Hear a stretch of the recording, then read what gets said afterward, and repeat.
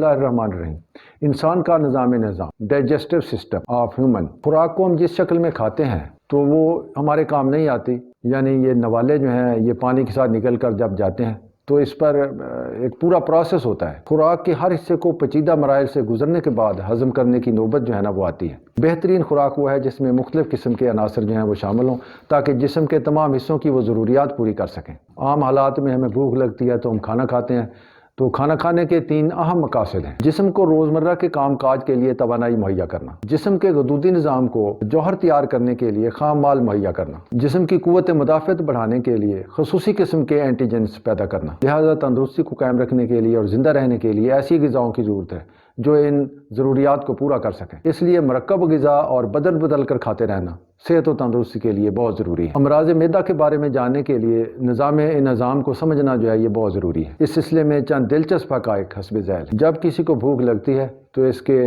منہ میں ایسے لعاب پیدا ہوتے ہیں جو کھانا ہضم کرنے میں خصوصی کردار ادا کرتے ہیں۔ انہیں ہنگر جوسز کہتے ہیں۔ کھانا کھائے جب عرصہ گزر جائے تو ہمیں بھوک لگتی ہے۔ یہ بھوک کھانے کا وقت ہونے، کھانے کا سننے، کھانے کی خوشبو یا اپنے سامنے کسی کو کھاتا ہوا دیکھ کر بیدار ہو جاتی ہے۔ حواس خمسہ کے ارکان جو ہیں یہ بھی بھوک پر اثر انداز ہوتے ہیں۔ خوشی یا غم میں ایسے ہارمونز پیدا ہوتے ہیں جو بھوک اڑا دیتے ہیں۔ گھی میں تلی جانے والی مٹھائی کو آنکھوں کے ذریعے دیکھ کر بھوک بڑھتی ہے۔ اس طرح کباب پکتے وقت گوشت کا جو پانی کوئلوں پر گرتا ہے اس کی خوشبو سے بھوک بڑھتی ہے۔ برتنوں کے بجنے کی آواز سے بھی بھوک بڑھتی ہے۔ جسم کا کنٹرول اتنا شاندار ہے کہ کھانا ہضم کرنے کے لیے پیدا ہونے والے لعاب کھانے کی نوعیت کے مطابق پیدا ہوتے ہیں۔ غذا کو ہضم کرنے کا عمل منہ سے شروع ہو کر چھوٹی آنت تک جا کر ختم ہو جاتا ہے۔ خوراک کی موجودگی اور اس سے آنے والی خوشبو بھوک کو بڑھاتی ہیں۔ مسالہ دار کھانوں کو ابلے ہوئے کھانوں پر فضیلت حاصل ہے۔ سامنے پڑے ہوئے کھانے کی رنگت اور خوشبو کے علاوہ بعض اوقات کھانے والے کی پسند یا ناپسند یہ بھی بھوک پر اثر انداز ہوتی ہے۔ بنیادی طور پر انسان کے منہ میں 4 قسم کے ذائقے پائے جاتے ہیں: تلخ ہے، ترش ہے، شیریں ہے اور میٹھا اور نمکین۔ تلخ، ترش، شیریں اور نمکین یہ 4 ذائقے پائے جاتے ہیں۔ غذا کو ہضم کرنے کے لیے آنتوں کی دیواروں میں کچھ ایسے غدود پائے جاتے ہیں جو ہضم کرنے میں معاون ہوتے ہیں۔ چھوٹی آنت میں پیدا ہونے والے اور باہر سے آنے والے کچھ لعاب یا جوہر جو ہیں یہ نظام میں بڑی اہمیت کے حامل ہیں۔ ایک تندرست آدمی کے پیٹ میں پیدا ہونے والے مختلف لعابوں کی مقدار جو ہے یہ اس طرح سے ہے: سلیوا 1000 سی سی، گیسٹرک جوس 1500 سی سی، پینکریاٹک جوس 1000 سی سی، بائل 1000 سے 1500 سی سی، اسمال انٹسٹائن جوسز 1800 سی سی، لارج انٹسٹائن جوسز 200 سی سی، برنرز گلینڈ 200 سی سی۔ اس طرح ٹوٹل یہ 6700 سی سی انزائم ہیں جو 24 گھنٹے میں ہمارے معدے میں داخل ہوتے ہیں، مختلف جوہر جو ہیں مختلف غدودوں کے ذریعے سے، مختلف ذرائع سے۔ ان لعابوں میں متعدد قسم کے خامرے جو ہیں وہ موجود ہوتے ہیں، اور یہ جو 6700 سی سی کی مقدار ہے یہ 24 گھنٹے میں خارج ہونے والے لعاب ہیں۔ ان کا کام غذا کو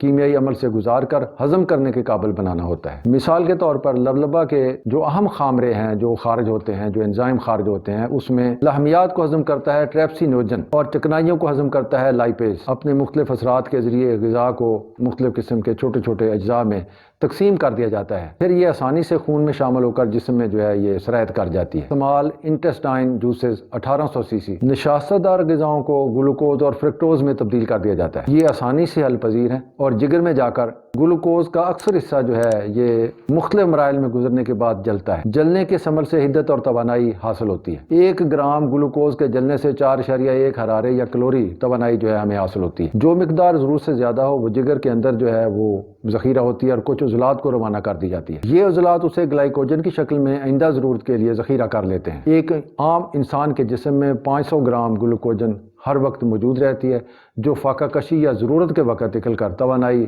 جو ہے نا وہ پہنچاتی ہے۔ چکنائی کی ساخت کولیسٹرول اور گلیسرائڈ سے بنتی ہے۔ آنتوں اور لبلبہ کے لعاب میں موجود لائپیز اس کو گلیسرین اور فیٹی ایسڈ یا شامی ترشوں میں تبدیل کر دیتا ہے۔ اس عمل میں پتا کا صفرا مرکزی کردار ادا کرتا ہے۔ شامی ترشوں یا فیٹی ایسڈ جو ہیں ان کو آنتوں میں جذب کرنے کے لیے صفرا میں پائے جانے والے بائل سالٹ درکار ہوتے ہیں۔ یہ ان ترشوں سے مل کر ایسا مرکب بناتے ہیں جو آسانی سے آنتوں میں موجود انجذابی آلات کے ذریعے جگر کو جاتے ہیں، جہاں ان پر کیمیائی اثرات اس وقت ہو سکتے ہیں جب نشاستہ کا گلوکوز جل رہا ہو۔ اس کے جلنے سے ہمیں ہر 1 گرام میں سے حرارت کے 9.1 حرارے یا کلوری حاصل ہوتی ہے۔ چکنائی اگر ضرورت سے زیادہ ہو تو اسے مختلف شکلوں میں جسم کے مختلف حصوں میں جمع رکھا جاتا ہے۔ اس جمع رہنے والی چربی کی 2 قسمیں ہیں۔ پہلی قسم ضروری چربی ہے اسینشیل فیٹس یہ جسم کو موسمیاتی اثرات سے بچانے والی تہوں کے علاوہ اعضائے رئیسہ و شریفہ دل اور گردوں کے ارد گرد پیڈ کی شکل میں موجود رہتی ہے۔ کوئی شخص خواہ بھوک سے مر جائے لیکن چربی کے یہ اسینشیل فیٹس ذخیرے جو ہیں یہ استعمال میں نہیں لائے جاتے، جبکہ غیر ضروری چربی کے وہ ذخیرے جو